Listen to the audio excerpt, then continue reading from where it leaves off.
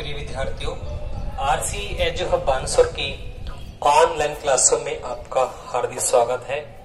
आज हम फिजिक्स में पढ़ने जा रहे हैं सदिशों का योग विश्लेषणात्मक विधि से, कि हम किस तरह से उनका योग कर पाते हैं। सदिशों का योग किस तरह से, अपन इसमें सबसे पहले दो सदिश मान लेते हैं। माना हमारे पास में दो सदिश हैं, एक हम पी वेक्टर मान लेते हैं और एक हम क्यू वेक्टर मान लेते हैं।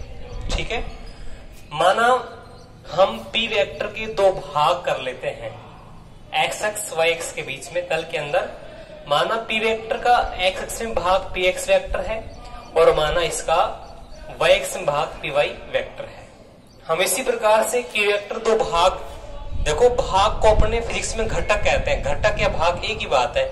हम सेम इसी प्रकार से यहाँ क्यू वेक्टर को दो घटकों बांट देते हैं। माना एक्स एक्स में घटक क्यू एक्स वेक्टर हो गया और माना वाई में सा घटक क्या हो गया, क्यू वाई वेक्टर हो गया।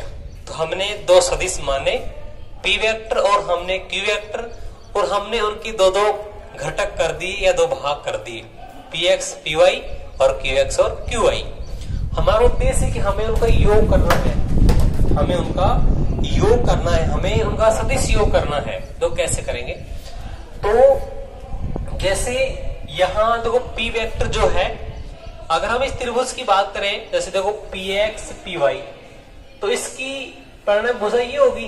अगर हम त्रिभुज नियम की बात करें तो अपन ने पहले त्रिभुज नियम पढ़ा था, तो हम त्रिभुज नियम से अगर हम लगाए तो यहाँ पे तो ये भुजा कौन से होगी, परिणामी भुजा, जिसका मान क्या हो जाएगा, P X plus P Y. तो मतलब यहाँ से पी वेक्टर का मान क्या आ जाएगा, P X vector plus P Y vector, ये आ जाएगा पी वेक्टर का मान। सेम इसी प्रकार से अगर हम क्यू एक्स वेक्टर का मान निकालें तो वो आ जाएगा क्यू वेक्टर का मान आ जाएगा सेम। देखो क्यू एक्स, यहाँ देखो आप ये त्रिभुज लगाए तो वही Q X plus Q Y, तो ये क्यू एक्स ये भी क्यू एक्स होगा, अगर ये क्यू वाई तो ये भी क्या होगा, क्यू वाई होगा। जैसे ये पी एक्स ये पी एक्स होगा, अगर ये पी वाई तो ये भी क्या होगा, पी वाई होगा। इस प्रकार से हमने दिया जाएगा क्यू एक्स वेक्टर और प्लस में क्यू वाई वेक्टर, इस तरह से। अब चूंकि हमने दो सदिश पी वेक्टर और क्यू वेक्टर माने थे, तो अगर हम दोनों के परिणामी बात करें, इन दोनों का परिणामी, दोनों सदिशों का परिणामी सदिश,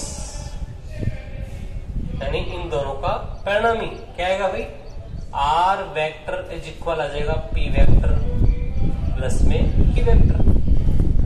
इन दोनों का परिणामी आ जाएगा, दोनों की मान रख दो, किया जाएगा आर वेक्टर बराबर P X vector plus P Y vector और plus Q X vector plus में क्यू वाई वेक्टर। ठीक है, ये हमारा आर वेक्टर मान हो गया। देखो अगर हम चाहे तो इसको ऐसे लिखते, देखो अगर वेक्टर हटाए यहाँ पे तो ये ऐसे आ जाएगा, या ये देखो पी वेक्टर बराबर ऐसे आ सकता है, कैसे कि P X I cap plus Q Y into J cap, एक ही बात है।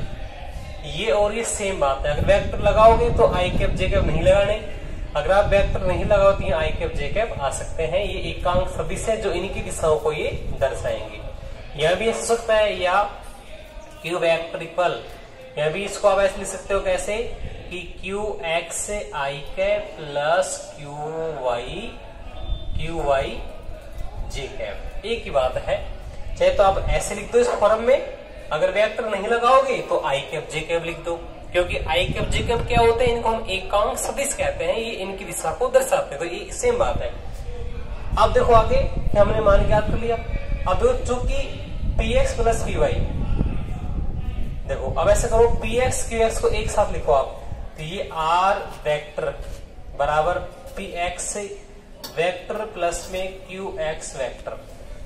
ठीक है, फिर ये आ गया क्यू पी वाई वेक्टर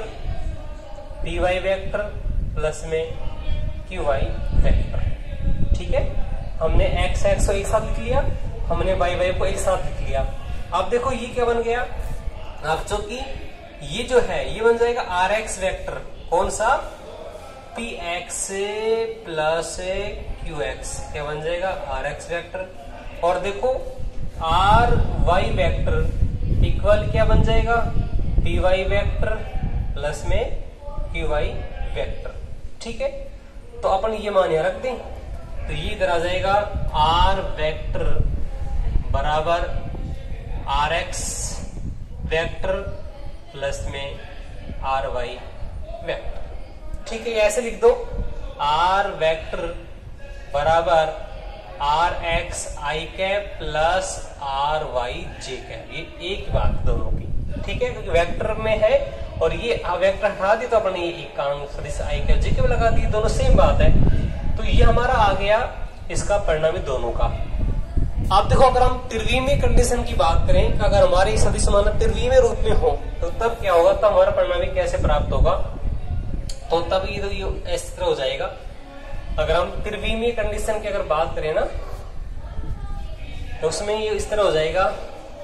तो त्रिविमीय जो अवस्था है हमारी, त्रिविमीय अवस्था, देखो उस अवस्था में कुछ नहीं है, सेम बस हमें एक अक्ष बढ़ा दो उसमें, भाई इसमें पी एक्स पी वाई है तो यहाँ इसमें पी जेड कर दो और यहाँ इसमें क्यू जेड कर दो, बस ये करना आपको। बाकी सेम वही कंडीशन है, वो विधि है, दोनों को जोड़ देंगे वही सेम, तो आ जाएगा आर वेक्टर बराबर वही पी वेक्टर प्लस में क्यू वेक्टर, दोनों जोड़ देंगे, तो आ जाएगा आर वेक्टर बराबर वही P X vector plus P Y vector plus P Z vector plus Q X vector plus Q Y vector plus में क्यू जेड वेक्टर। इस तरह से अब ऐसा करो, एक्स एक्स को एक साथ लिख लो, वाई वाई को एक साथ और जेड जेड को एक साथ, तो यह जाएगा आर वेक्टर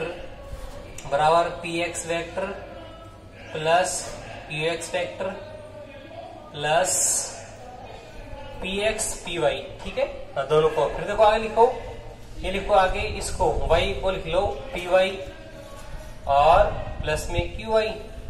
ठीक है, और ये आ जाएगा पी जेड प्लस में क्यू जेड। अब तो ये क्या बन जाएगा, आर एक्स, ये आर वाई और आर जेड, तो ये आ जाएगा आर वेक्टर बराबर आर एक्स वेक्टर, ये हो जाएगा आर वाई वेक्टर और ये हो जाएगा आर जेड वेक्टर। तो इस तरह ही हमारे त्रिविमीय फॉर्म होगी, सेम वही बात दोनों में। तो हम इस तरह परिणामी सदिश का हम जो है सदिश का योग इस प्रकार से कर सकते हैं। पहले हमने दो सदिश लिए, उनको बांट दिया दो अक्षों में, फिर दोनों को जोड़ दिया। पहले हम द्विमीय की बात की, अब हम त्रिमीय अवस्था की बात की और जोड़ देते हमने आर का मान निकाल लिया। बाकी हम नेक्स्ट वीडियो में अध्ययन करेंगे। Thank you.